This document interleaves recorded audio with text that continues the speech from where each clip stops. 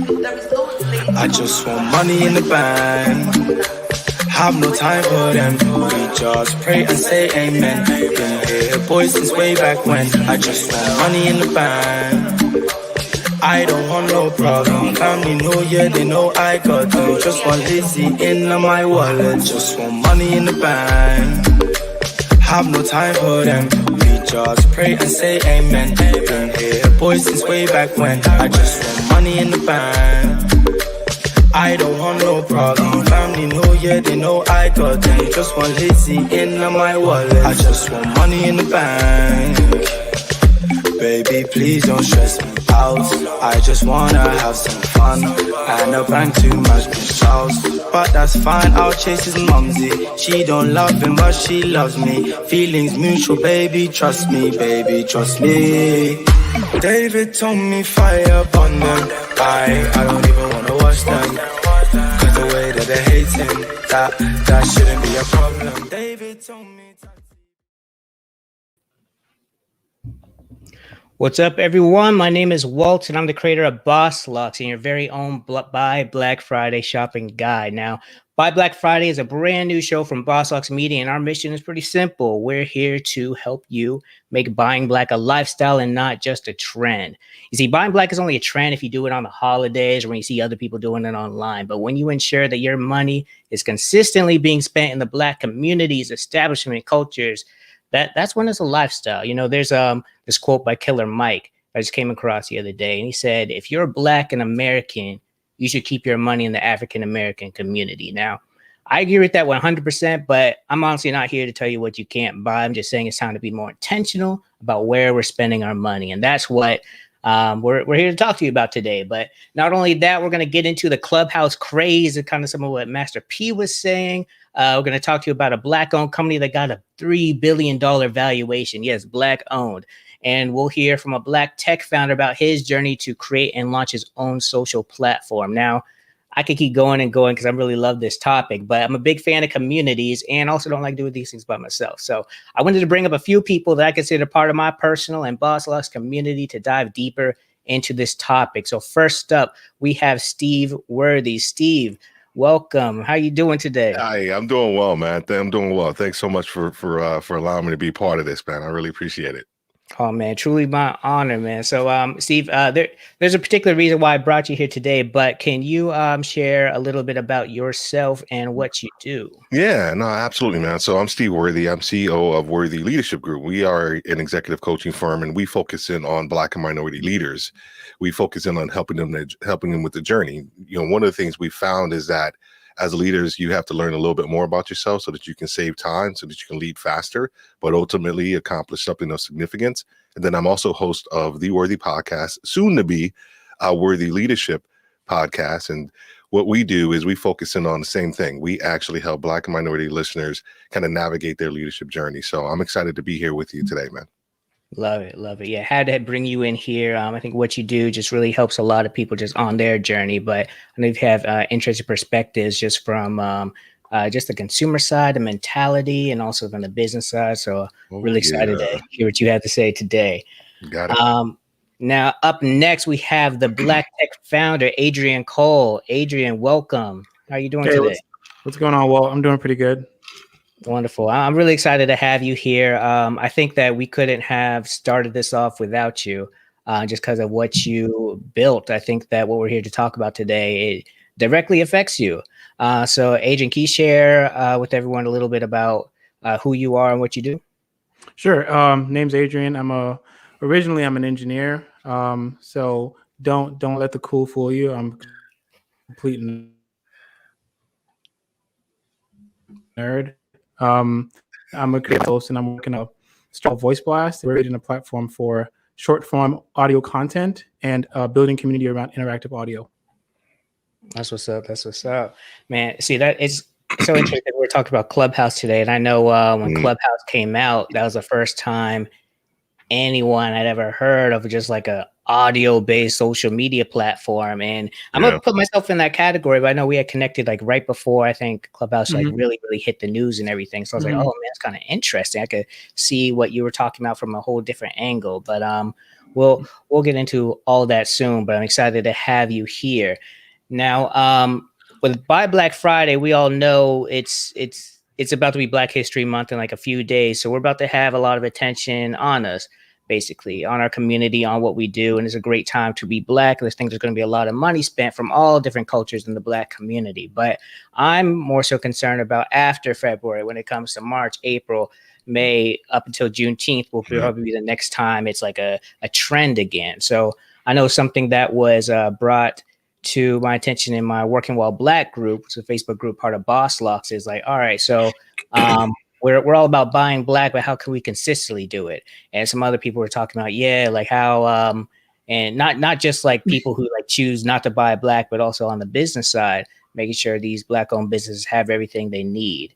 Now, one thing I wanted to share with everyone is actually a report that ran, because I think sometimes we think as though like we really can't support our own, or we just don't have the funds, we need other people's help. But there was a study back in 2019 by Nielsen that studied basically the buying power of the Black community. And I just thought it's so fascinating. Like I remember reading it back then, it just always stuck with me. It's like the power of the Black dollar. And they found basically like I think they counted us at 47.8 million strong with a buying power that's on par with many countries' gross domestic products. And furthermore, they were saying that African Americans continue to outspace spending nationally. So we're basically not just outspending other cultures, like everyone combined, we're just spending more than everyone. So it's like when we think about buying Black and needing support to build our own, it's like I feel like we really can do it on our own. Like we have everything we need.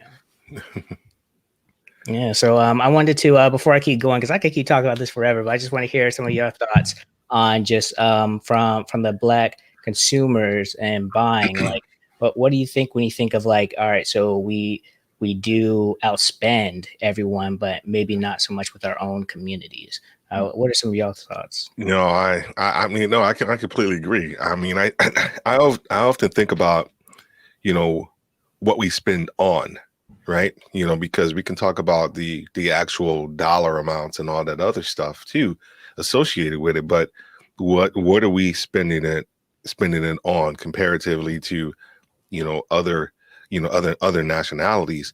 And then from a savings standpoint, right, it's a difference. I always think about spending versus savings. So we start talking about building up community and building up all these and infrastructure and different things like that, where the one of the pieces needs to be about not just the spending aspect, but what are you saving and how are you actually utilizing that money to actually help the community as well too. So while the study, I was just looking up something else and it talked about the road to $1.5 trillion in spending for the Black community, and this was a report from 2018. So I can just imagine that's probably at least maybe 1.8, almost 2 trillion, the road to 2 trillion. So I think the real question, not the real question, but one of the questions is going to be like, what are you actually spending it on? Facts. Yeah, I know in that Nielsen report, they were sharing that. And of course, I think like, actually, do y'all want to take a guess? Like to hear like, what are some of like the kind of the industries where either our money or attention goes the most? If apparel, What do you entertainment. think, apparel entertainment? What about you, Adrian? Yeah, well, I actually know. I think I've read that study before, and I think that where we over-index the most is hair, makeup, beauty products. Yeah, it's like the trifecta of those, like entertainment, the beauty industry. Those are like our main key areas, and it's funny. Like the beauty industry makes perfect sense because like there's a lot of different factors, of course, in making sure we look good and all that stuff, but entertainment as well. So I think it's kind of like interesting when I see that report and I think about all the different entertainment platforms that have shifted a lot of their energy into investing in Black, because like it's great, the representation, but also I feel like I always wonder what the intent is, like last Friday when everyone's like, oh yeah, Black Lives Matter, like I'm like, okay, what's the intent? I mean, well, I think that's a good point to make, right? So let's stop there for a second. Like, what's the intent? Like if Netflix was a nonprofit, then we can have that conversation. But Netflix is a corporation, and it's a public Hmm. traded corporation, and their job is right. So let's not. I mean, that's where it starts, right? Like their corporation, they want to make money first and Correct. foremost. They're going to follow the opportunity. They're going to follow the eyeballs, right? So let's not let the black shows necessarily fool us that it's more about representation. It's about the bottom line, right? It's a very competitive industry. Disney's in the game now. It's about how do we get an edge? We know that the majority of our viewers are black. We know that they over-index on viewing, streaming, time spent streaming. They will buy products that advertise on these shows. So let's focus on creating content that way. It's not rocket science. And so the intent is the bottom line. Mm-hmm. Real quick before we keep going, I want to shout out DeAndre. DeAndre, what's up? Thanks for joining us today. And also anyone who is watching live, feel free to comment. And if you have anything interested to say or just want to say what's up, feel free to do so. We watching live. Thank you for joining us. Yeah, I agree with you 100%. And it's like it's kind of like almost like it could work if there's like a mutual type of I don't know if it's like respect or agreement. I think about like Dave Chappelle's kind of situation with Netflix. I don't know too much about it, but there's obviously a respect between them. Yeah, that situation, love that dude, man. But that situation, when you think about what he did and how he walked away from it, I think part of it, of course, it is. It's money, right? At the end of the day, like it's just like to Adrian's point, right? That's just like where you start from, But I think when you went from Dave's standpoint was around creative control. I think if Adrian may know a little bit more about that too, just because he's in that space. But from what I've read and what I've heard, from interviews and things like that, it was just around the creative control associated with it. Because if he wanted to keep it as authentic as possible from his thought process, and then I think it was just the commercialization aspect that trying to come into it. So he kind of walked away. Contract was big, money was big, all this other stuff. But what does it profit a man, if he sells his soul, right? So I think he was just like, I'm not trying to do all of that. This is what I want to do. A lot of people didn't like it. A lot of people didn't understand it, especially black folks. We're like, dude, what are you doing? Walking away from all that money. He was like, no, his morals, whatever it is that he wanted to do, took hold, man. So I think part of it, of course, is the fundamentals is the foundation is the financial side of it. But then when you get to a certain point, like Regina King, now she's directing, she's doing her own thing. And I think one of the things I heard from her was around also her having creative control too, as a director, not just the money to actually produce and get the show or movies to go, but she actually wanted to make sure she actually had the creative license to do what it is that she wanted to do and to tell the story that she wanted to tell. Mm-hmm. Yeah. So when you guys think about this, these things, these companies who are giving some people like some creative control, which is great, and then also, but there's also companies who are just like kind of playing with the facade to kind of have it up like, oh yes, it's all wonderful. And you also think about buying black because it's not just a monetary thing; it's also where our attention is going. Do you see any trends on having like our own, I guess, versions of like Netflix? Well, I think we do, right? Mm-hmm. I forgot her name, but we have a young lady who's doing Quilly TV. She's been doing that for better part of maybe 3 to 5 years. And the programming on her streaming platform is primarily Black diaspora programming. And so we have all these other outlets that are created.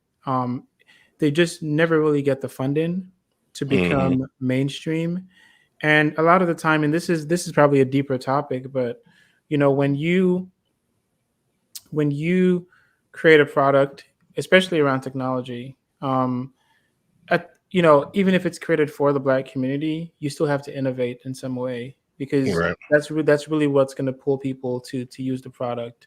Because you can only, it's like your sister or your cousin, and they start a business and like it can be great, but you don't really like it. I mean, but you support it a couple of times, but after then it kind of wears off, right? But if their product is really good, you'll keep using it. So at the end of the day, I think that if for anybody who's trying to create like tech products and things like that, the first thing you have to do is innovate, right? Make the product good, right? Yeah.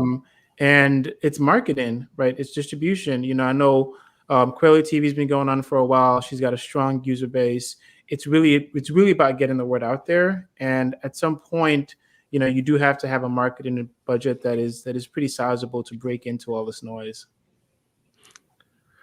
I don't know, Miss. This may be, a deeper question too, but I often wonder how much of the trust factor kind of comes into play, around where we spend our money, and you want to talk about Black owned, and have we been socialized for so long, one, not to properly spend our money in the Black community, because we may not feel like we're getting the quality to Adrian's point of whatever that product is, that end product may be. I often feel sometimes we would rather go and spend the money on a proven entity or proven brand than actually trying to help, say what we'll get into what Adrian's doing here shortly, right? How do we, switch, from that known entity to making sure that we help companies like Adrian, what he's trying to do. Does that make sense? You see where I'm going with that? You see, I think that's a perfect segue actually into oh, my bad. No, I think that's a perfect one into kind of what Master P was kind of talking about with Clubhouse, because it's exactly that. We did rush to Clubhouse. I mean, it's a great app, definitely. But let me play what he had to say just as a refresher and for anyone watching. And I want to hear what you were having to say, Adrian. We going on Clubhouse. I keep telling people, we go on Clubhouse. We make another one of them a billionaire. We just did it, just with Clubhouse. We need to create stuff like that to where we control the narrative and we able to put money back in our community and our culture. But, if one of us did that, we would be saying, nah, I don't think that's gonna work. Why would you call it Clubhouse? It's not a club. We come up with all different type of excuses, right? Nobody cared. Everybody went on Clubhouse, blew this up. This guy went to the bank, got whatever he want. He's gonna take that company public. We're not thinking like that. The only way we're gonna be successful, we're gonna have to start taking companies public. That's the way you build wealth. And we creating so much wealth for them. And only thing we creating is being a. All right, man. So yeah, I just wanted to go ahead and play that there because I think, Steve, you were it is a deeper topic, and I don't think Master P was 100% right, but he wasn't wrong either. Right. So Adrian, you were about to say something, I think, in response to Steve. Right. So what I was going to say was, I think that when you look at consumers and products that they use and brand strategies and habits, I think what you're going against is years and years of innovation with product delivery. And Correct. So, yes, you can say, there is something as a switch in cost, right? So when there is something as brand loyalty, and these companies spend a lot of money in creating that relationship with the user, with the customer, with the consumer, it's very hard to break, right? And so to do that, you have to A, create a better product, right? B, create a stronger brand, and C, well, just put it out there and hope for the best, right? And so when you're looking at a lot of Black entrepreneurs, primarily because of bank loans and lending offices, really squeeze the bag when it comes to that, you're looking at people who are doing upstarts, right? And there's an on-ramp to quality, right? Even Nike, I think Nike shoes, the soles used to fall out back in the day, right? And so like they had an on-ramp too. And I think what we're seeing now is that we have this intersection of, okay, we have a lot of Black entrepreneurs creating things, right? But then consumer demand and consumer quality that they expect is so high that there's a mismatch. There's this gap. Correct. And oftentimes what we try to do is we try and close that gap with the loyalty to the Black community, right? Right. but it's not very convenient, right? Consumers Correct. still want that quality. They still want that Correct. order now, in my house by tomorrow. And Yep. and we live in a society, unfortunately, that really loves convenience. I mean, look at Blue Apron, Uber Eats, DoorDash. I mean, you go on and on and on and on. These are multi-billion-dollar companies that are created out of convenience, right? And so it's really hard to break.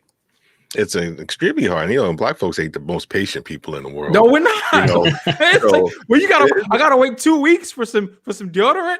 Nah, Yeah, I'm going to man, Amazon, nah. bro. Yeah, I'm getting this stuff tomorrow. No, And- exactly. And look, I think we're gonna have growing pains as a community. Mhm. I think that as time goes on and on and on, I think things will improve as technology becomes more widely available. I'm hopeful that the dollars will start trickling down and things will start staying in our communities as we go. I think that one way to do this is to go hyper local, right? I think once you're in the internet playing field, it becomes very obscure.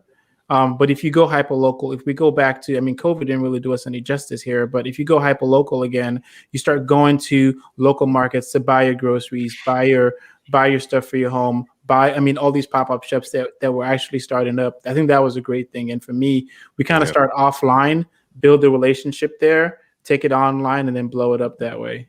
Yeah. And I think to your point around the connection that you need to have, with the brand, with that pop-up, over time, right? Because that's the other thing too. We talked about just the convenience side of it, right? I mean, it's just I'm old enough to remember Blockbusters, and I'm old enough to remember when like a movie would come out, it would take 2 years. 2 years almost to get into Blockbusters after the movie came out. Like it would take a long time. So then, then you have, you had Redbox and all these other things. And so now the mindset over time has truly shifted to convenience. Give it to me now. Let's go. I don't want to wait. Everybody else is getting it really quick now. So how can you get it quick? So when I think about a lot of times, maybe some of the things that, products or services that we may be creating within the Black community, the thought process is still to Adrian's point, is that gap relative to what you're trying to offer. Is it of quality, but how quickly can I actually get it and consume it? And then how much, here's the other thing, how much of it is going to impact my life? Like right now, because we are such a hyper market, consumerism around whatever it is that I'm buying. I need to have it now because it needs to impact my life right now. I run into this all the time with the clients. They want to, that's why I just said earlier, like they want to save time so that they can leave faster. But one of the things that I help them with is slowing them down so that they can truly understand themselves, understand what they need. So once they do that, now their decision-making process to their direction becomes a lot more clear, and they can say no to a lot of other stuff. But, when you think about it from a product standpoint, it's a matter of, we don't want to think about it. We don't want to think. Listen to me, man. I got probably 15, maybe 20 things in my Amazon cart right now. I don't need half of it because half the time I'm looking, something, and it pops up, I'm like, oh, that's nice. And I'll put it in the cart. Right. So I think we have to like collect and close that gap, but also think about what we're trying to do, what we're trying to innovate, or the products that we're trying to bring to market. How is that truly going to impact, life now, but then also as you kind of continue down the road as well.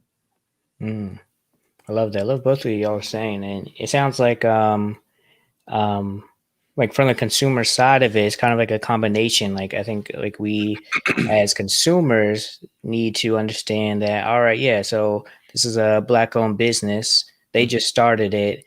They're not going to be where Instagram's at or Facebook's at or Netflix is at right off the bat. It's going to take a lot of time. And I love that analogy you mentioned, Adrian, about I think you said where the Nike soles used to come out. But that's just part of the ramp up to where they are today.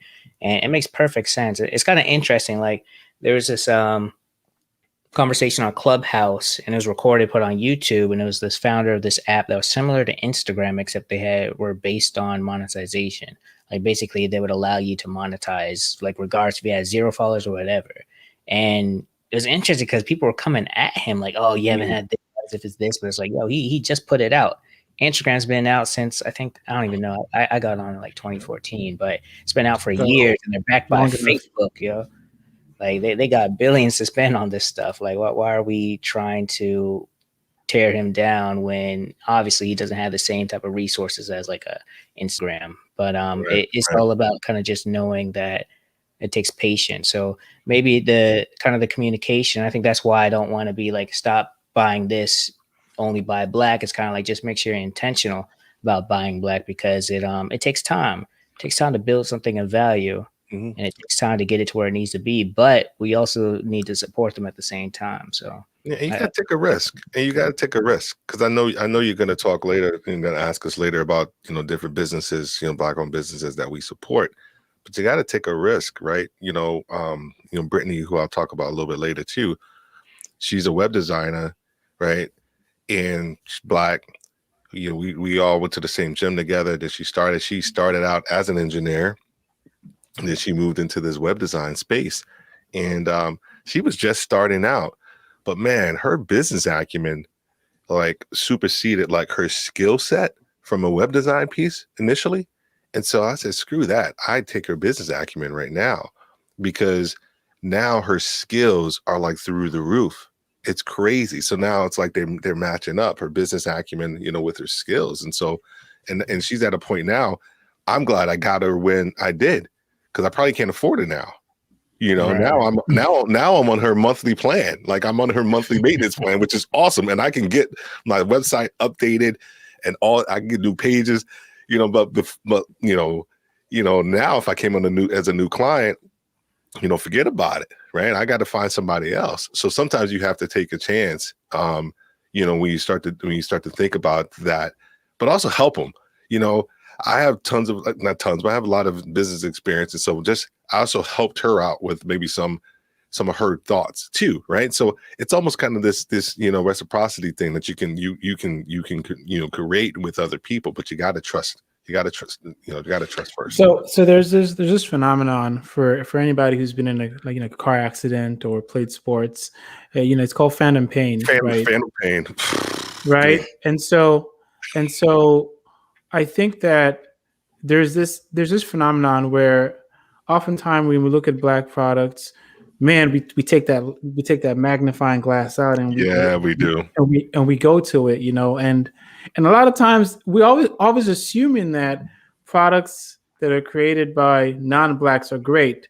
How many things do you buy that break by the third week and you return that shit? Right. Yeah. Right. We don't really consider that, but God forbid Adrian made that product. Oh my gosh. This is why I don't buy Black, right? This is what, come on. And so I think that there's a certain level of tolerance that we sort of have to calibrate that over time.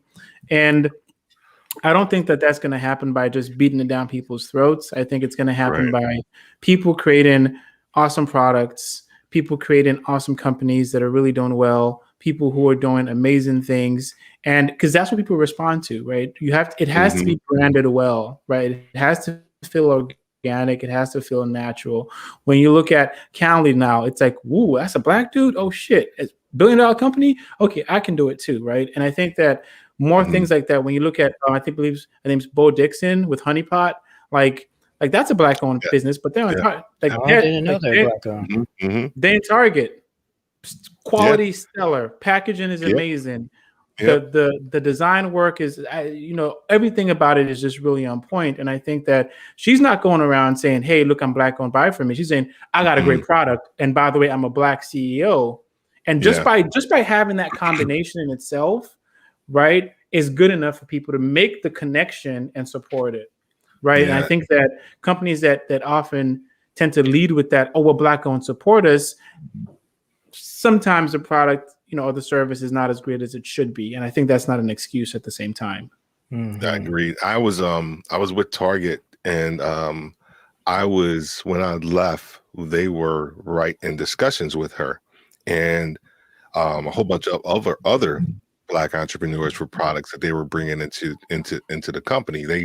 They had this big mindset of like, this is what we're going to do. This is what we need to do. And so it was cool to kind of work for a company. And, yes, at the bottom line, Was it around money, but it was also around the fact that the quality of the product. To your point, Honey Pot was solid, man. It was just Good outstanding. product. It was just great, man. And so at the end of the day, here's the other thing, man, that, and I don't know if we're going to get into this, maybe we will, is that, a lot of times Black folks want deals, right? Like I'll just keep going back to Brittany, like now her prices are pretty steep, but the quality that you get, and we have whenever we actually connect, she always just kind of vents. It's just like, oh man, like, people don't want to pay me, or they don't act like they, so I don't bring them on as clients. And so I think sometimes we also, as Black people, we have to, to Adrian's point around that stigmatism, sometimes around the quality, even when the quality is high, sometimes we feel like just because it's Black owned, like, yo, hook us up, right? And we don't say it. We don't say it. I've had it with clients. The majority of my clients are Black, and I send them my, my proposal. We do a Zoom call. Man, I can feel the underpinning of like, yo, hook me up. Yo, cut that joint in half. Can I do a payment? Yeah, I'm just saying. I say that. Sorry. Here's what you do. You just charge a little bit more, right? Oh no, I'm good. And then you cut them a deal because it's part of the culture, right? And at this point, I'll be taking a company IPO, and if the underwriter at the bank is Black, he's probably going to look at me like, "Come on, man, $500 million less is not going to hurt you." Well, it's like you walking down the street, and you I don't know, you run a whole bunch of white folks and you see the Black dude, what you do, you go head like nod. That. It's just in the head nod, right? And it's almost like that. We think about it just in business sometimes, right? To like, yo, come on, man. Like, nah, man. Like, no, like the quality of what I'm giving you is high. I have a unique perspective on what you need. And so, Oh, we still hear you. You can still hear me? Okay. Yeah. I'm not particularly sure what happened with the phone, but you can still hear me. Oh, there we go. Yeah, I think we lost. There we go. Back in there. Mm-hmm. Yeah, but no, I 100% feel you. It's kind of interesting. I think some of the things I wanted people to take away from is like what it really means to support a Black business, because it's not criticism. Like I don't think I'll ever forget that video I mentioned earlier of people kind of just coming at this guy who built this app. One person literally said, like, people were criticizing. Someone's like, "We're not going to tear him down." It's like, we're helping him. But I was like, yo, you're not. Your feedback isn't feedback. It's real like criticism and ultimatums and stuff. And I think really when we think of like what it means to truly support a Black business, it's a combination of understanding, trust, and communication. And I think through communication, that's where that feedback comes in. So you don't have to be criticism. It could be like, hey, your customer service isn't poor. It's not ultimatum. I might come back still. I mean, I'm not telling y'all to keep going back to a place that has horrible customer service, but I mean, sometimes we have to just take a step back and be like, all right, so why is this that? And is there another way that I could support? It could be through resources. And that's something else that I want to provide with this, because it's not just encouraging people to buy Black, it's also providing resources and access for Black-owned businesses, because we don't all have it. But I do want to talk a little bit about Calendly a little bit more. I know we mentioned it some, but Calendly is a Black-owned business that recently got a $3 billion valuation. Like, I think it's literally the same weekends that that Clubhouse announced their valuation, Calendly did theirs. And I actually wouldn't know. I want to shout out Martin Pratt, because I didn't know that they had got that valuation until he announced it. And it's so interesting because Calendly, I don't think anyone on their site you'll see Black-owned. Like, nowhere. I really don't think they advertise about it. Like, when I found out, I didn't believe it. And I thought, I wasn't really sure. I kept on checking. Like, every month I go back and check, like, is it Black-owned? Did it start Black-owned? Then someone else bought it? Are they still Black-owned?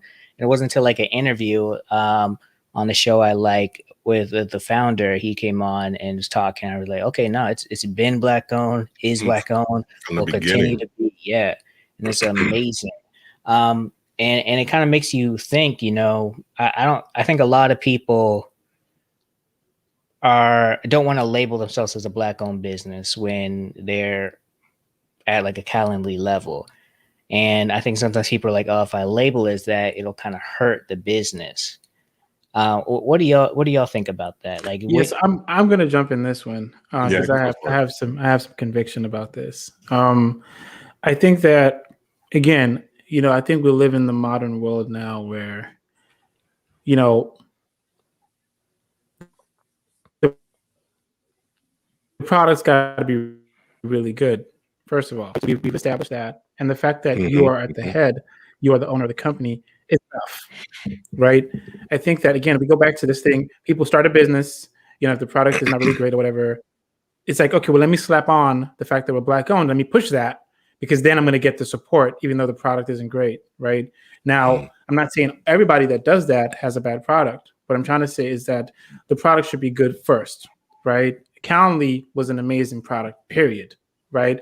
Black owned or not Black owned, it's an amazing product in a sea of products, right? There's probably hundreds of schedulers, right? Matter of fact, there's probably more. It's probably thousands, right? And so whether he's Black owned or not, he's not targeting the Black community, right? It's a scheduling piece of software. And so if that doesn't fit into your narrative of your brand, then find a place to put it, right? It doesn't always have to be, oh, I'm going to start an ice skating rink.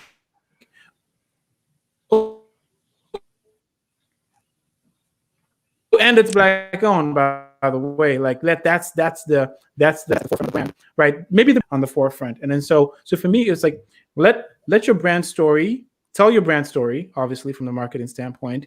And if the fact that you're Black owned fits nicely in that narrative, then tell that story too. Right. I don't think it's a requirement personally, right? It's not like you're trying to hide it. Or Calendly was trying to say, you know what, let me get to $1 billion first, because then these brothers can't get me after that. Maybe he was. Maybe he was like, man, after I get $1 billion, they can't say shit after that. What was that movie about the black dudes? I mean to cut you off, man. It's on it's a true story. It's a true story. And I my wife watched it, and I haven't watched it yet. I think it's called The Banker. The banker. You know, I haven't seen that yet. No, I haven't seen. But they used the white dude initially, the front, like I heard that. I heard about that. Yeah. So maybe he. No, I know he. I don't think he was. But yeah.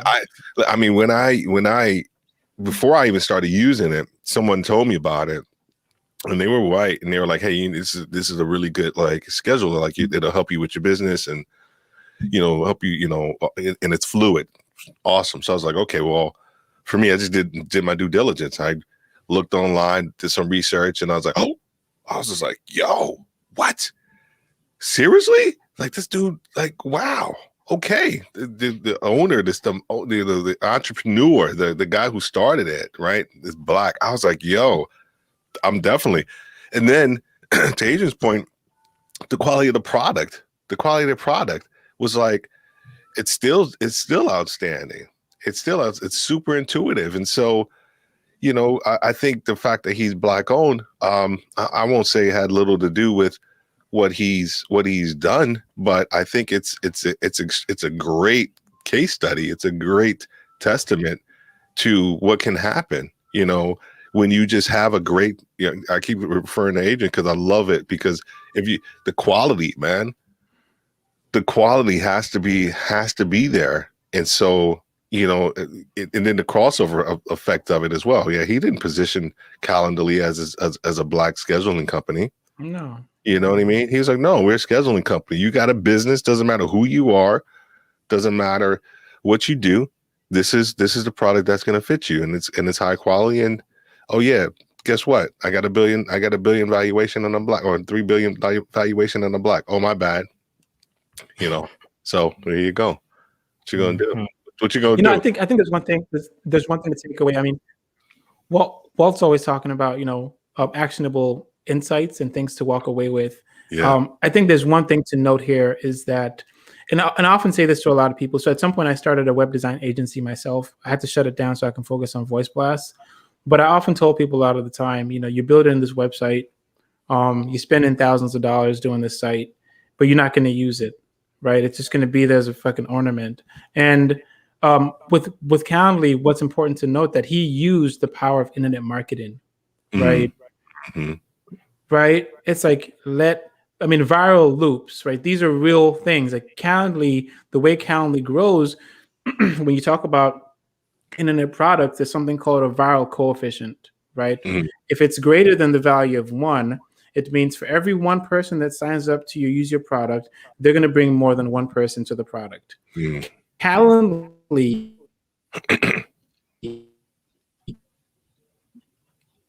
had a viral coefficient of more than that, because you an invite for a meeting, then you invite, right? And so it grows. That's virality, right? Everybody talks about virality. And so when you use these techniques to build your product and your service, you don't have to be standing there saying, by the way, I'm Black owned, come use the product, right? Just let the product work, right? And so I think that's the part that sometimes breaks people's like mental models of how to market when they don't necessarily understand how the internet works quite well. And that's interesting. I think and of course there is, right? But the major difference is in the context of a product versus a service, right? So I'm in the service industry, right? And so, I can't help but to show my face, when I'm dealing with a client. But my business, I had a lot of people actually say, you should just do leadership just for like everybody, like, and I did start out doing it. You should do executive coaching for just everybody, and I was like, that's a good idea. But I feel like I'm uniquely qualified to help Black dudes, Black and brown dudes, with their journey, man. And so I think, so the quality, once again, of whatever it is that I deliver still has to be top notch. It still has to be high quality, but I can't hide the fact that I'm Black, nor do I want to. And so I think that's a variation, if you will, and if it's a product and you want, to your point, if you want to lead with that, right? They always say in the movie, you should have led with that. Like if you want to lead with that and it fits your narrative, then go for it. Then, 100% go for it. Right. But don't get upset. Don't get upset if somebody doesn't like it. Not so much the fact that because it's Black owned, they may not like it because of the quality. So I think it always just kind of goes back to that aspect as well too. Have you read Malcolm Gladwell's book called Blink? Yeah. Oh, yes. Listen to the audiobook. Yes, yeah, that's incredible. Yeah. So I feel like there's when you combine the concept of Blink and you put this Phantom Pain together, yes, I think that you have a construct there that is worth exploring at some other time.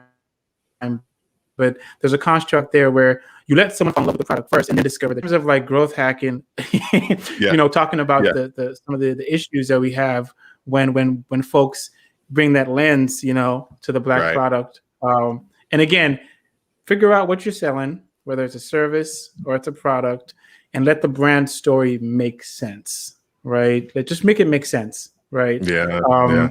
And I think that if you do that, then you've done more than enough, right? Like people will support you where they will. If it's a great product, people will use it. People tell their friends about it. Even for me right now, Paul, so over the past 3 days, so there's 2 people in my team, right? It's just me and my CTO, and there's nobody else. It's just 2 of us. I'm doing the design, everything else, growth hacking, planning, business, fundraising, all that stuff, and he works on the code piece. So we don't have a lot of resources, right? But over the past 3 days, our waiting list has been doubling every day. That's right. Powerful. So we're just growing without even a product out yet. 1, 2, without a structured market, because people are going, yo, there's a Black version of Clubhouse. Here, go sign up. Right. And it's like, well, not really, man. It's kind of 2 different products. It works differently. We're an Android, they're not. And I'm just like, you know what? Say what you want. Like when you use a product, if you love it, stay. If you don't, tell your friends about it, because at the end of the day, whether you like it or not, and you tell people about it, you might just hit somebody that actually does. So go ahead. In the product world, we always say you want two types of users. You want ones that really love your product, and you want ones that really freaking hate it, because those two talk the most. Yeah. Facts. Yeah. Now, It before we keep sucks going, so bad. It sucks so bad. I got to try it out. Right. It's like, man, I've been Right. hearing about this thing. I mean, I've seen people go about Clubhouse and like, you know what, man? This thing sounds like it's hot trash. By the way, got an invite? Yeah, exactly. Thanks. Well, I just hosted a room. You know. And so I laughed for a second. I was like, I'm not doing Clubhouse anymore. Then I got the notifications like, oh, I'm back on it. For real. Like, I don't know. I keep acting like I'm not going to use it, but I'm definitely using that thing. But Adrian, I want you to really share like what your platform is, because I think it's really incredible what you're building and that you're building it. So tell us a little about Voice Blast. Right. So the backstory very quickly is this one day I was sitting on my couch listening to my favorite podcast. So I'm a audio nerd completely. I don't even watch TV. I actually don't even own a TV. So I get all my content from audiobooks, podcasts, and talking to people. I talk to a lot of people. And so this one day I was listening to the show where the host was like, "Oh, I can't bring Black founders on the show because I can't find them."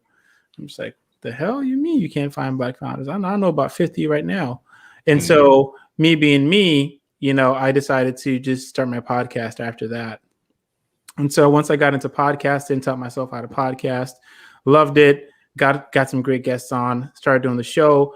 I then very quickly realized that, hey, wait, like, who's my audience, right? So if you go to your podcast and show, you just have a dashboard and you can't really see who these people are. You see age, you see region. For me, that wasn't enough. I was like, okay, well, I want to talk to these people, right? And it so much so became a real pain when I started to experience pod fade, which is when you start to not record episodes, right? And I was like, I just want to send a quick message to my listeners to just say, hey, this is what I'm working on. This is what's going on. As a matter of fact, I might have an idea that I want to drop, or a resource. Just create a whole show that's only 60 seconds or 2 minutes. And so that's the initial idea, was us and guests connecting and sharing information and just essentially talking to each other using audio. And so that's kind of where the birth of Voice Blast started. And we've sort of migrated from podcasting now to just interactive audio in general. So the idea is that we want to build a platform where creatives, influencers, subject matter experts, and community builders can connect with their audience organically, naturally, through using audio. I love it. I love that so much. I think I love the platform, but also that story behind it, because it's like you didn't just build something to get rich. I was kind of curious. Like, I don't think I'd ever really spoken to you about why you started it before, but it just makes perfect sense. Like, you were building something to really solve a problem that kind of came from a love that you had. Exactly. I think that's amazing. Yeah. So like there's a famous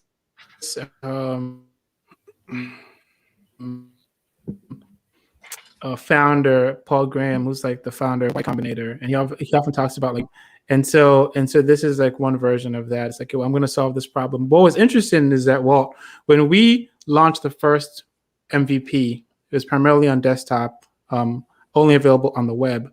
What I noticed was that everyday people who had never started a podcast loved it, right? Because all they needed to do was click a button, say what's on their mind, and then someone else would just pop up and respond to them. To them, that was this massive feedback loop, right? Because when I spoke to a lot of podcasters at the time, everybody was struggling with engagement. You heard it so many times. I'm trying to engage my audience a little bit more. Everybody was engaged, because that feedback loop was so long and wide, and there was no medium for it. And that's why Clubhouse is so powerful, is because they shortened that feedback loop down to seconds, right? Previously, it was like maybe about a week or two or so.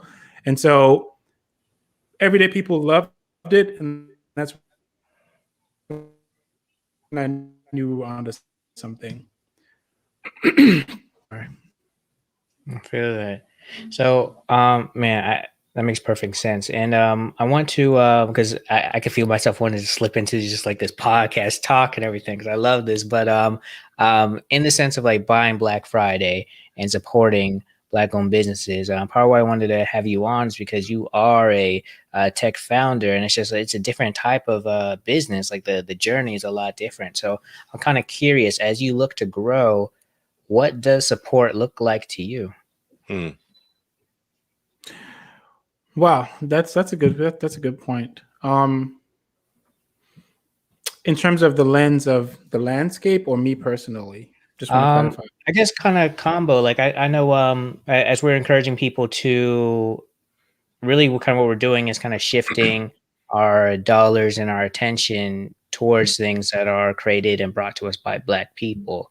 And social media is such an interesting place because that's really, it's like you find what you love and what you're comfortable with, and you kind of stick with that. You might have another account here. Like I have a TikTok account. I've had a TikTok account for a while, but I think this past week's the first time I've really spent more time on it. And I still to this day won't even really go all in on it. So it's like almost like a whole nother challenge, I think, to come through with the social platform. And I'm not saying that to make it sound like you're not doing something that's good, because I love what you're doing and I see the use and how people could use it. But when you're looking to grow, like everyday people, like how can we support your journey? Because we can't go in there and code anything, but Yeah, yeah. I want to be there, just like doing whatever I can. I Right? I broke in there. I did. I was on there. I was on my Mac. I broke in there. Oh, that was you? Yeah, I was in there. I created a Oh, whole bunch of man. stuff, man. So I'm sorry. It may not look the same when you go in there. Oh man, that's perfect. Thank you. I'm joking. I can't code it. Appreciate that. No, I think that, look, I think broader scope. Thankfully, when you look at a lot of tech products, primarily let's say SaaS products, software as a subscription service or whatever, a lot of those have free tiers,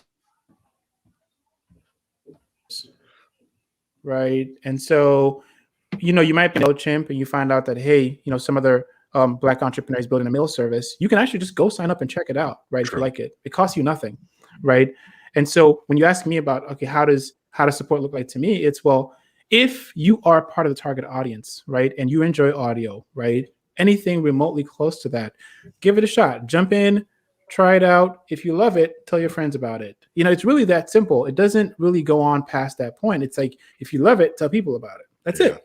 Yeah. Because that just based on the viral coefficient that I spoke about earlier on, I mean, it's so easy for one. I mean, Steve, the fact that you know about Voice Blast now, right? Your actions after this conversation could possibly bring on 1,000 people, because you go off and you tell 2 people, and they tell 4, and they tell 8, they tell 12. You know what I mean? So that grows exponentially. So it's really about just trying things out and then just sharing it. That's really it. There's the most powerful thing on social media is the share button, like quite literally. Like you use that and share with. I mean, it costs you nothing. Just share it. That's it. Yeah, I think the bottom line, or the core thing, is trust, right? I coined this phrase, and I should have freaking trademarked it, but it was years ago. It was like, trust is the new exchange. It has been, and it was, because I remember, I don't know how many, probably maybe 2 years ago, maybe it was 2 years ago, when my wife, she said, hey, can you go to Panera for me? I was like, oh, okay, cool. I'll go to Panera. She said, well, pick it up. I said, well, do I need to order it? Do I, yada. I said, no, they got this new thing. All you need to do is to go in and just pick it up out of the cubicle and then walk out. I was like, what? What are you talking about? Like, no, I don't need to show them like a receipt. They don't need to scan nothing. She said, no, you just go in, you pick it up. I remember the first time I did that, like I don't know how many years ago it was, but I walked in, I'm like, I'm just here to pick this thing up, and I'm not stealing the food. Nobody's looking at you. Nobody's looking at me, and nobody's looking at you. But it was the adoption. It was the adoption of that technology, right? The trust factor that it's paid for, it's prepared, it's placed there, and the person who actually purchased it is going to be the one that actually comes in here and pick it up. Right. So that's a lot of layers within that value chain from a trust standpoint to actually get there. So we start talking about sharing. That's the ultimate trust.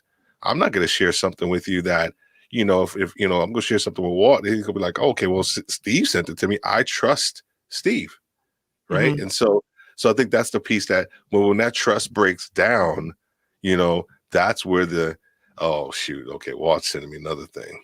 Okay, I ain't going to Clubhouse, Right, so right. It really depends on who tells you about it. Look, every marketer on the yeah, internet knows that the yes, best marketer is your best friend, right? I have gone as far as like downloaded stuff on my friend's app. Like, you need to use this. It's really great. Try it out. Like, I yeah, mean, the company can never get that close to you, right? And so they really rely on building a very strong brand, building a very strong core user base, and let them be advocates. Like right now, I said, our waiting list is blowing up. Right after I get off this call, I got a meeting with an email strategist. We're going to put something together to start sending out and turn those first subscribers into our core advocates. And from that 500, I promise you, we're probably going to get to 10 or 20,000. I love it. I love it. It seems like the theme of today's show is kind of trust. I think like trusting in the company and just knowing, hey, it's going to take a minute, but we're still here. Trust that they're going to go through. From the business side, just trusting in our consumers. And I love that analogy that Steve, you mentioned just now with the whole pre-checkout, just pick up the food and dip. I thought so interesting because I started getting that from Chipotle. And it's like, yo, you can really just walk in there and take whatever, but they really do trust that you're just going to take exactly what you ordered. So I think it's like a mutual trust from both ends. It's kind of interesting. It's almost like we have to get back to our core basic principles of what it means to be like a decent human. yeah, like your shirt. That's right. Humane Human, which by the way is from a Black owned business called Just Black. Wanted to wear this shirt on this thing just to show supporting something other than my own stuff, because I do have shirts, but I think sometimes it's bigger than ourselves. So My yeah, Just haircut, Black. I gotta ask you guys my something. haircut's Black owned. Hey, There you go. I gotta ask you guys something. So I've had this thought where it's kind of like missed opportunity, and we're probably not going to dive into this because I think we're way over now. But so a lot of Black entrepreneurs struggle with marketing. I noticed that just from being in the agency business for a little bit. It was like, whoa, like people really struggle with marketing. But we have these two locations where almost every Black person goes through in the space of a month: the barbershop and the salon. Right? Those are massive entry points that we're not really building products. When I say products, I mean experiences around, right? So for example, like you can have name a product that you can fit on a table, right? So you can actually have every barber introduce products to the people that they cut, and then when they sell, you get a percentage of it, right? And so like, have you guys ever thought about marketing and reaching people through these outlets that we frequent already? Interesting. We used to call that consignment, like back in the day, right? You put a product out there, and then somebody would come into the store, and I'm old school retail from back in the day, and that was a way. That was a way. So if you did have like a shirt, Humane Human, hey Steve, can you put these up in my, when I had here, I used to go to the barbershop, and that's exactly what they did. They would put t-shirts up and do with like, if you bought it, then you got a cut. So I think for me, it's interesting to think about maybe using some of those. I haven't really thought about it, to be honest with you, to use some of those platforms, to promote my business. Or are you talking about for me personally, or are you just talking about from a overall Black owned, business strategy standpoint? No, overall Black owned. Oh, I'm sorry. Okay. Because remember, no. Well, there's two things. There's overall Black owned, and we talk about the trust factor, right? True. We all trust our barbers, right? Because we let them cut our hair, and we're very particular with our hair as Black folks. And so, based on that relationship, is that a pipeline that we're not exploring? I guess you got to think about the product and the service, right? Because once again, when I come in there, when I had here, and I would get cats that came into the store selling, this is once again, I'm old, back selling CDs, right? Or mixtapes. You know what I mean? And so part of that was like, okay, well, they put it in, and if you liked it, then you buy it. And so I think you got to think about whatever that product is and how it's going to meet the needs for today. Mixtapes and T-shirts back in the day was easy. Nowadays, what does that look like? Does that product look like? So the way I look at it, we're in the experiential marketing phase right now, and so it can be marketing, but it should never look like marketing. Agreed. Right. For Completely. example, if it's a body spray, right after you get a cut, my man's like, yo, let me touch you up, bang, bang, bang. Oh, by the way, it's from this brand. Here's a sample, right? It doesn't have to look like, oh, by the way, get this, right? It can be part of the experience, right? You get a free cut, and then we touch you up, and then, oh, by the way, you can go ahead and smell these notes, pick one, and we'll just dash you right now, right? Yeah. And once that person leaves that shop and they get a compliment, guess where they're going to go buy the actual product, right? True. And so True. the marketing can really fit the experience. It doesn't have to stand out like a store. Back in the day, a guy shows up with a box, opens it up, like, yo, man, you just like, whoa, listen, I do not want to go to jail. So, yo, that movie just came out yesterday. How you got in that box? Like, this brother caught me when I was at the shop. I came out the other day, and like he's standing there, opens up his trunk. He's like, "Yo, you watch TV?" I'm like, "No." Nah. He's like, "Whoa, I had some 60 inches back here. If you did," I'm like, "Even if I did, man, I would not be unloading that in my car right now." The warranty information. Exactly. Low T, put it in there. Next thing you know, they knocking at your door, like, give me that. Right. But it's funny because millions and millions of dollars, probably not billions, but millions, hundreds of millions of dollars have flowed through places like the barbershop and the hair salons.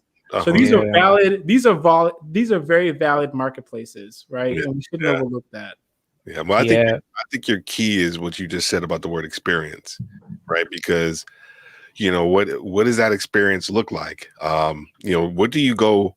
The core too is also like, what do you go to the barbershop for? A lot of times you don't go just for the cut. Same thing with hair. You don't go to the cut. Like, I think a lot of people don't think about it. Maybe they do, but you don't just go for the cut. You go from the camaraderie. You go for to talk crap about LeBron James, how he's the trash talk. About LeBron James, how he sucks, or how you just talk about he's the new Michael Jordan. I'm sorry, Walt. Listen to this. So Black folks, we don't have a lot of patience when it comes to waiting for service, right? No. But brothers will sit there for an hour and a half. Listen, I'll sit at the barbershop for 2.5 hours, and I'll be good because I'll hear a new song. Yes. I'll see some new clothes. Yes. Some new shoes. This brother's talking about his experience last week. Someone's getting I think I tweeted this out a while back. I said, like, everybody talks about Black men need to go for therapy. I said, we've been going for therapy since we could walk, right? Yeah. When you sit on that chair, it doesn't matter how old that barber is. He's going to school you on something for the day, right? Yeah. And so that therapy, right, it's not sitting on a chair in an office somewhere. You get it when you go for a cut. Yeah, we need to start sending barbers to like a therapy school, whatever it's called. We really should. We should. That's the key right there. That's the key. So how you doing today? What does that mean to you? Yeah, exactly. They can de-escalate like anything. But police officers can.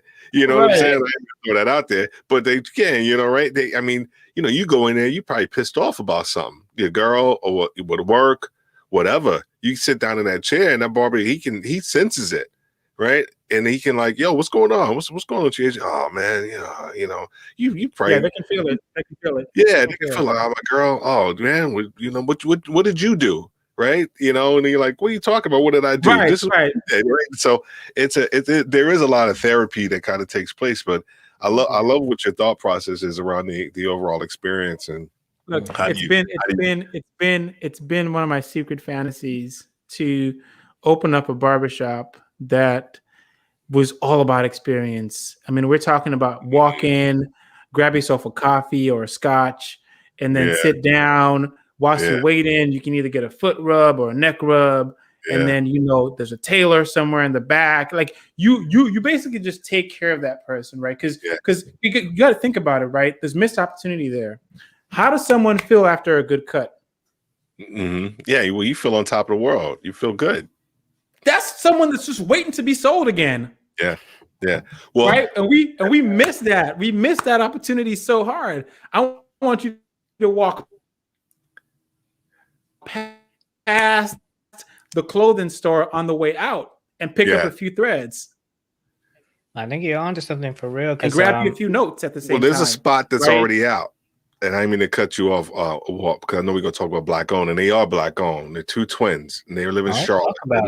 They live in Charlotte. I went to high school with them, and it's called No Grease, and it's called, so look it up. It's called No Grease, and they have been cutting hair. They have been cutting hair.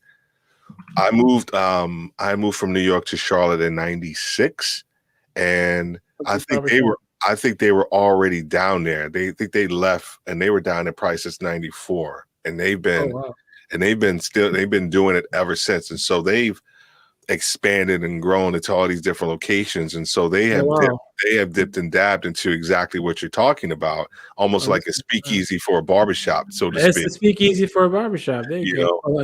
So they've actually kind of moved into that space. So whoever's listening, if you're down there in Charlotte, like, check them out, man. And it's called No Grease. They got a lot of controversy initially for that on their logo, because it's almost like a Sambo logo. It's a black face with like the white thing around it. I don't know if they still use that logo or not, but I know they use it. Oh man, that's a little problematic though. Yeah, I took a look at that. Did you see it? Yeah, it's a little problematic. Yeah. Well, they've been using it ever, like, since they started. And so so they used to get a lot of flack about that or whatever, but yeah, they've kind of blown up pretty much in Charlotte. So they kind of like, I don't want to say they've cornered the market, but they've been doing it for over 20 some odd years now. I was just thinking about this right now. If I ever open up my barbershop, Walt can't cut and you don't have hair. So like, you guys are the worst customers to start off with. I come up for the beard lineup. But that is true. That is true. And we can, point. I'm going to be there. I'm going to be there for the massages, all that stuff. I want my spot. I can just experience. What you can do is you can just do a bald head line, and that'll be me. There we go. I got We'll do that. Get you a head rub and put you on the steamer. Wow. That's it. Yeah, and I'm there to support that. I can give them some coaching at the same time. Yeah. And they do need some coaching. Barbers are often very interesting folks. Very creative. Yeah, I love that you brought that up, man, because it reminded me of this. So there's this kid, I don't know how old he is right now, but he was like a teenager when he really blew up, and he's got like Diddy's phone number and stuff. He started this t-shirt business called Spurgo, and that's how he started it. He just walked up in the barbershop. So it was him and his mom. He was like, "This is my shirt. I'm just trying to start a business." And he's basically like, "Yo, I'm just trying to provide a way for me to make it." And everyone just immediately flocked to it. Not only like the design was cool and everything. So I think it kind of combined like what you were saying earlier, Adrian, about like the product has to be nice. He came with the product nice. He had this story, which is his story. And he came up through the barbershop and everything. That's how he started getting his first orders. So I think you're absolutely right. The barbershop, the salons, those are definitely our places. And I think that there is missed opportunities, not just from a sales perspective, but just from a customer experience perspective, because that's what it is. Yeah, I've thought about like, I have way too many ideas to execute, but when you go to the barbershop, there's more TVs that than you can watch, but none of them have a specialized ad network that's built around the consumer that actually goes to the barbershop. And so just something as simple as building an ad network that then is piped through the TV, play the music in between and then run the ads, the barbershop gets a cut and things like that. And I mean, all that is missed opportunity. We just, throw ESPN or MTV on, where that's huge opportunity there. I mean, there's people sit there for hours and it's just wasted time, really. Yeah, man. What happened with what? Oh, you're good.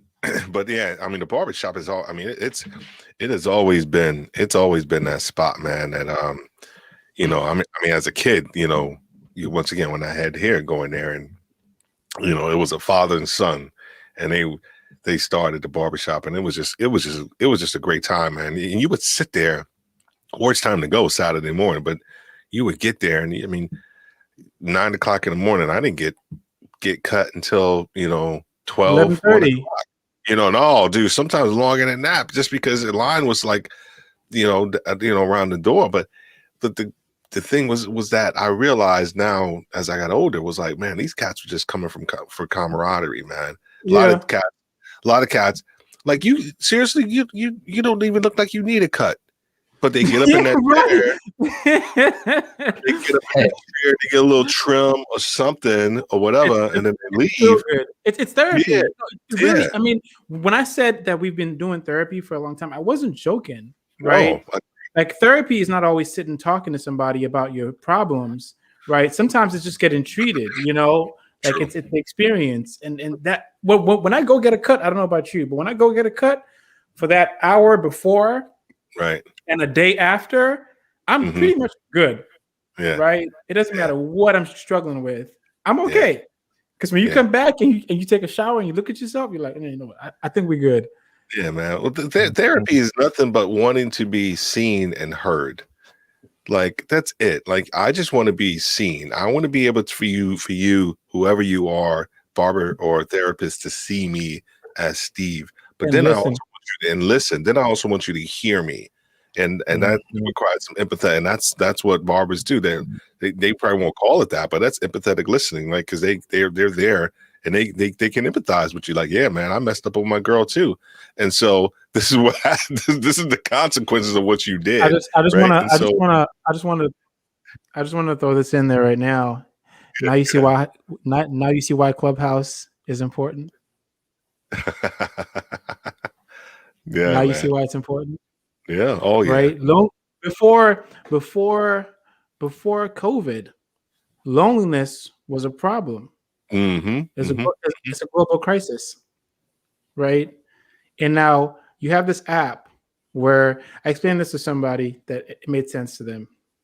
You push a green button and people show up to listen to you, right? Like that's the magic. Yep. They're right? being seen. They're being heard. You're being seen and you're being heard. It's so primal. It's as primal as Twitter. 100%. And that is going to be hard to step away from. For free, right? And it's also for free. And it's free. Like it's free. You're telling me I can have my own platform to talk about whatever it is, whatever it is that I want to talk about, and people will come and they will listen. Come on. There's this framework I want to leave you guys with for anybody who's interested in building anything in the technology world. It's very simple. It's so when you think about any app or any product, it's the framework is uses your product and does something extraordinary, right? Mm-hmm. So someone ordinary, any old Joe, pushes a green button, and then hundreds of people show up to listen to you. It's impossible in the real world, right? Yeah. So that's an extraordinary feat that you've created there. Uber, someone ordinary, me, push a button and a car shows up, right? Prior to that, I had to be rich to get myself a driver. And so like when you think about anything that you're building in the tech space, that model has to work. Yeah. Yeah. If you're building something great at the very least. Yeah. Mm-hmm. Yeah, I think that's why we like podcasting too, right? I don't know why to work on that line, but that's the truth, right? You think about it, like, you can create something, and you have a captive audience, right? The people who are actually listening to it, and so For an hour, right? I think Walt did one 3 hours with Eugene. What are you doing? He thought Walt's trying to be the dreadlock. Joe Rogan. He's been out there for a while. Did you go for 3 hours? So to be honest, I'm not gonna put out it all at 3 hours. I'm gonna break it up into a couple parts. But yeah, we were in there for 3 hours, and I only stopped because I had something that was coming up. But I think it's the kind of the power of like just finding people to connect with who could kind of share experiences. And man, his story, Eugene, if you're listening, Eugene Haynes, man, he's an incredible person.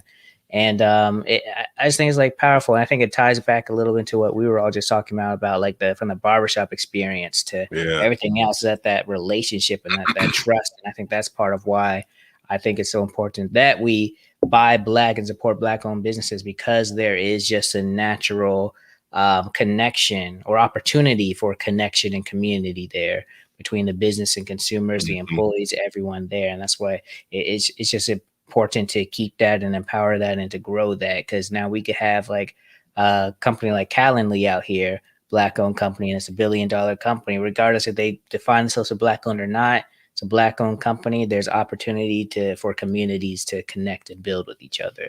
Yeah. Walt Blogan, that's your new name. Man. Walt Blogan. Walt Blogan, you're the Black Joe Rogan. Walt Blogan. Walt Blogan. Look, I think I tweeted this out yesterday, this morning. I said that we're probably going to see about 20 plus Black unicorns over the next decade. And even with, and this is a discussion that I've had very recently, a lot of people that have signed up for our waiting list, a few folks reached out and said, hey, are you gonna open up the opportunity for the community to invest?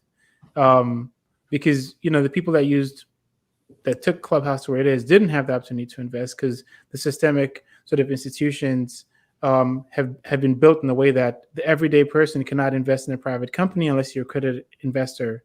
To be accredited, you have to either make over $200,000 a year or have $5 million in the bank account somewhere.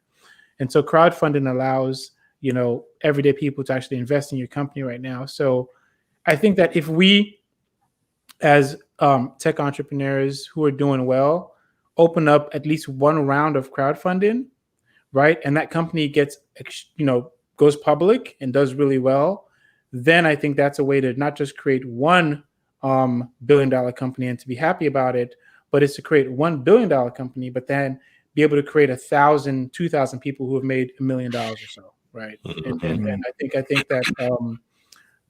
that's something that's valuable, because when that company goes nuclear, Cash App, for example, right? It's funny because no one complains about Cash App, but Cash App is primarily like black driven. Yeah. I bet you didn't even know that.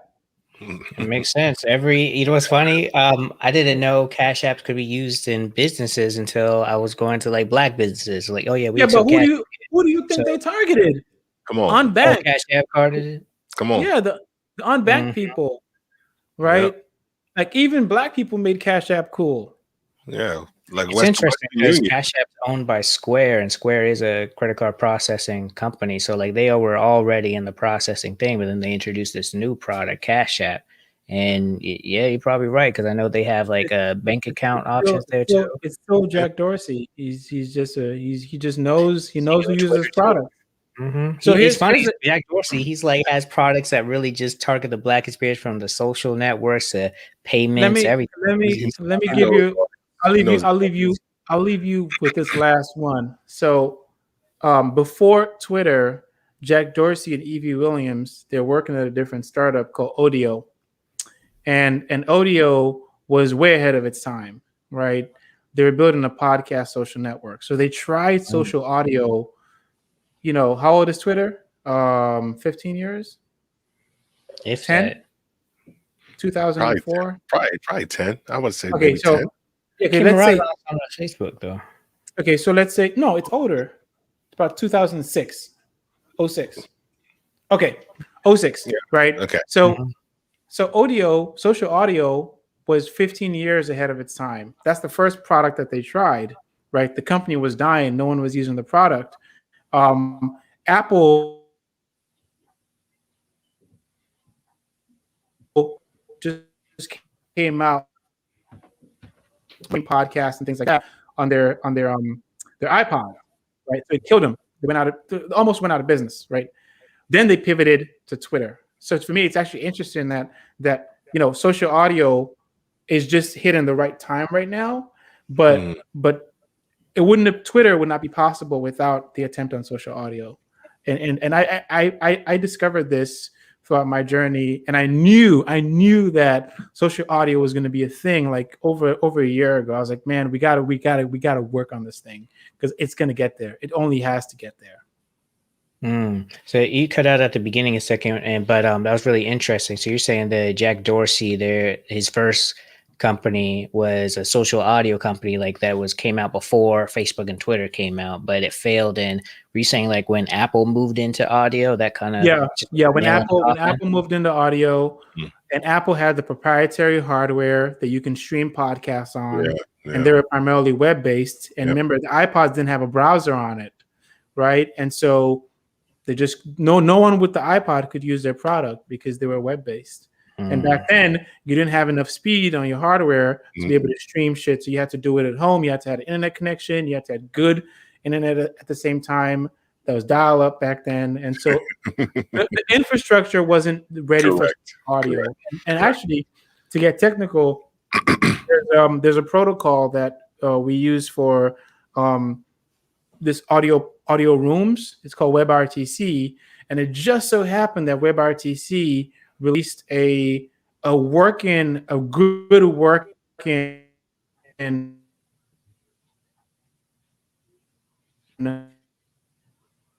release, I think, their infrastructure, and we're seeing technology protocols. That's interesting. I think we missed this a part of it because of the connection, but it just makes you think like there's just so much that can happen to a company. Like you could start off as this one company, and obviously it could fail, but it's just like that continuation to just keep going that kind of Jack Dorsey did. Now he has Twitter, and it's interesting because Twitter has the audio portion to it now too, which I haven't really used, but it exists. It just makes me think about like the Black-owned business and that trajectory that we were talking about before. Like it does take time, and I think sometimes we have to know and trust from consumer and also the business standpoint that what we see now, it may not be that. It could go away completely, or it could just evolve into something more. And that it's interesting. It'd be cool just to have companies just blatantly be like, all right, yeah, this is where we at. This is where we want to go. Just have everyone kind of along for the journey. So it's like a true community, a community of people really out here trusting and everything. Now, we've been going for a minute, and I want to make sure we kind of give a few more actionable things, but in the forms of like businesses that we are going to be supporting today and continuously. So I don't know if you guys have any top of mind, but there's a few companies that I want to shout out, companies that are going to be making a purchase from after we get off. One is this company called D's Nuts, and I love it, yo. It's this guy here in Atlanta, man. He created that company. His last name is D's, actually. His name's Louis D's, but he created this brand, D's Nuts, and I can't lie, man. His cashews, like they're amazing. They're amazing. I love cashews. So I'm in. Send me a link. Yeah. I will send you the link. Yeah, I actually just finished it. I was gonna have it up here, but I couldn't wait. I just killed them. So I'm gonna order another one, probably order multiple. Like, in fact, if you're listening, I need a subscription or something. You know? Yeah, there you go. Get him to do a box. Right. Sponsorship. Right. If you're listening, Louis. Hey. This is Boss Locks. This episode of Boss Locks is sponsored by guess what? These nuts. Go get these nuts. Go get these nuts. I got these nuts. I know you want these nuts. Just saying. Now, the second company I'm going to support is actually I'm going to do my second company in a minute. That's clever. That's clever branding right there. It's bold, right? Yeah, it is bold. Yeah, it's bold, but it works, man. It works instantly. Go get these nuts. All right. Come on. All man. right. Now, Steve. Yes, sir. I want you to go next. What is one or two? You can give one first. We go back around in a second. But what's one Black-owned company that you will be supporting today? Oh, so this is a little selfish one, a little bit of it, because this one is actually owned by my nephew, Corey Guy, and he's a private chef, and it's called Live from the Kitchen, and he lives in Atlanta. Right now, he moved down to Atlanta, started a restaurant. It was an Asian soul fusion restaurant. Did pretty well, but he had a bad partner, so he ended up going out on his own and doing his own thing. So he's actually been doing extremely well. But he also has these seasonings and some other things that he's actually been able to produce on the side. And so actually I was just talking to him earlier today. And so I got an order in for some seasonings and all of that stuff. But Nice. he's actually been doing really well. So Corey Guy, it's called Live from the Kitchen. Love it. Love it. Okay, I have to check that out too. All right, Adrian. If you have one, what is a Black-owned company that you're going to support today? So there's actually two. One is physical location. So I got a shout out to a very good friend of mine. Her name's Michelle Talbert. She runs a one of the only Black-owned co-working spaces in South Florida. It's called Her Power Space down in Lauderhill, Florida. It's an amazing space. You walk in there and you feel like you're home. Really great for events. I've hosted some of my events there. I used to do events where I'll bring entrepreneurs together. I actually started a community. Started a lot of community stuff. But yeah, so I started a community out here where we brought Black entrepreneurs together for the purpose of networking, connecting, and just being in a space where we just, enjoy each other and just have a good time, share stories and things like that. And we hosted our largest gathering over there. Fantastic place. Throughout that process, I also brought in some Black vendors as well. I was like, you know what, if we have people here, let's bring in some vendors. So we brought in some vendors. I wasn't able to get this one guy on, but I'm gonna shout him out anyway. Young brother, he runs a water company called Trap Water. Super cool brand, and they have different flavors and stuff. You can find him on Instagram. So Instagram, Trap Water, support the guy out. Love that. That's pretty cool. That's pretty cool. I'm already interested just from the name Trap Water. That's cool. Nice. So my second one, or I guess my last one as well, is not a product but a service and experience. It's Urban Atlanta. They had these networking events, and they have one the first Tuesday of every month and the third Tuesday of every month at 2 p.m. either 2 or 2:30. But yeah, I think it's really dope. It's a virtual networking event. They started off having in-person ones local because of pandemic. They shifted. They had to make that shift, and they pivoted very well because they have a really cool networking experience. So I've been in there for a while. It helps me, I think, be more comfortable speaking and everything. And it's just a really cool vibe. It's like Black people. It's also exclusive to Black people. I should say that as well. So I'm gonna be there, and I guess next week actually is the next one they have it, first week of February. So I'm gonna be there next week. So it's not today, but it is next week, Thursday. Now, do you guys have any others you want to shout out? It's okay if you don't. Yeah. I had we talked. Too. Yeah, we talked a little bit about kind of organically with No Grease down in Charlotte, with what they're doing. And then I actually mentioned Brittany earlier, Brittany Garner. She runs Brittany's website design, and it's BRITAKNEES.com. And she's actually up here. I live in Ellicott City, Maryland. She's actually in Baltimore. And I got to tell you, if you go to her website, she just started doing like a YouTube channel and all these other things. So she's actually starting to scale her business, but her designs and her ability to get your website to where it needs to be. She's helped me greatly with my website. Every aspect of my website, she's actually helped. But more importantly, she's like like I said earlier, like she has really good business sense. So whenever you're thinking about trying to start a website, it's not just about the design for her. It's also about how does your website fit your business, and then the use case, the use case for your website. Because a lot of times it's just a matter of like, oh, I just want to have a website or whatever. But no, like it needs to. I run, as Walt knows this, like I run everything through my website, right? The podcast, everything. It all goes. It's a one central hub for everything. And she was the one that helped me kind of see that vision for that. Because initially I wanted to have this piece, this and that. She said, no, you need to have one place where everybody can come.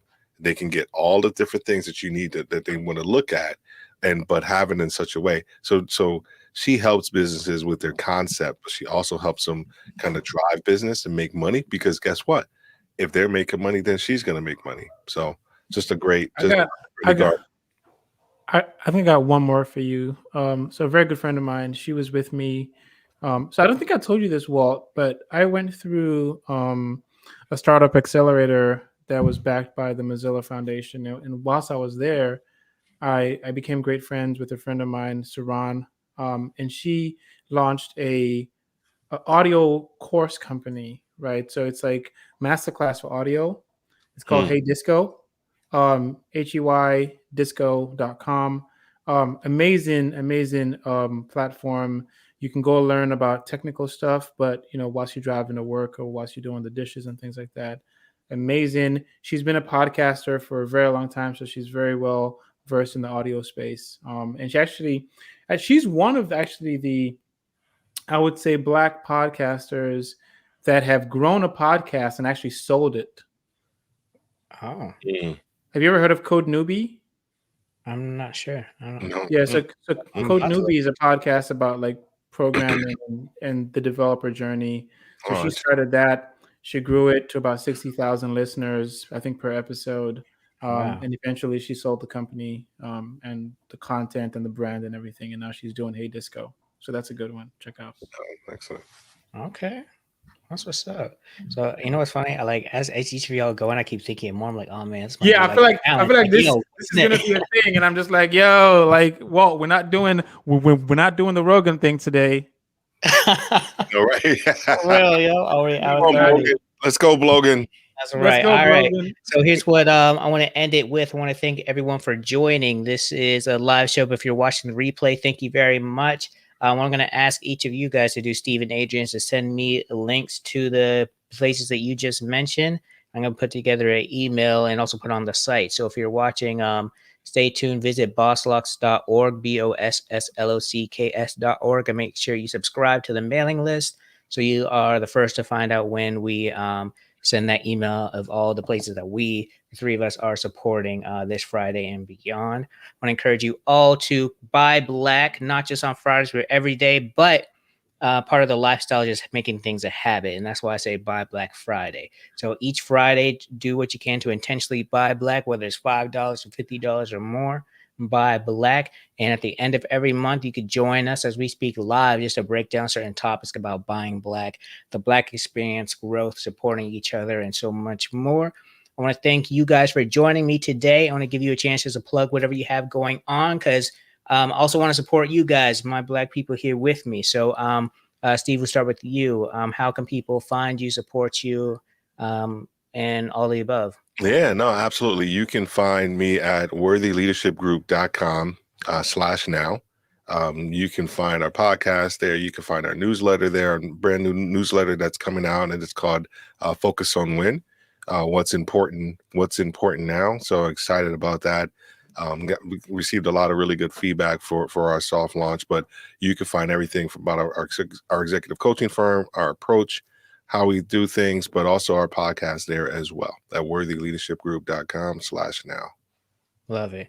Now, Adrian, to you, plug away. How can people find you, support you, follow you, and all the above? Yeah, so I'm trying to get my Twitter game up. So if you're on Twitter, I've got some hot Twitter fingers right now. You can follow me on Twitter at the other Cole, THE other Cole, and the reason why is because the first Cole is J. Cole, and I'm the other one. And I love that. I'm growing out my hair so I can lock out at some point, so I can call myself the J. Cole of tech. But you can follow me on Twitter and sign up for Voice Blast. Go to voiceblast.fm. So voiceblast.fm, and then be a part of our community when we launch. And don't drag me too hard when the software crashes. It's gonna happen, but just bear with me. That's my fault because I was in there messing up the code. So yeah, man, you just like control alt delete. You guys can blame it on me. You have any issues, but no, I was actually on the platform on my iMac just checking it out. I think it was like yesterday or something like that. I think I was telling Walt. Really good stuff. Right. Really good, man. I'm excited about it. Love it. Now, yes, thank you all once again for joining. Make sure you're following Boss Luck so that you find out the next time we do this, because this is not just a one-time thing. It's not a trend, it's a lifestyle. We're going to keep it going. So thank you all. Enjoy your evening. Have a great weekend. We'll see you next time.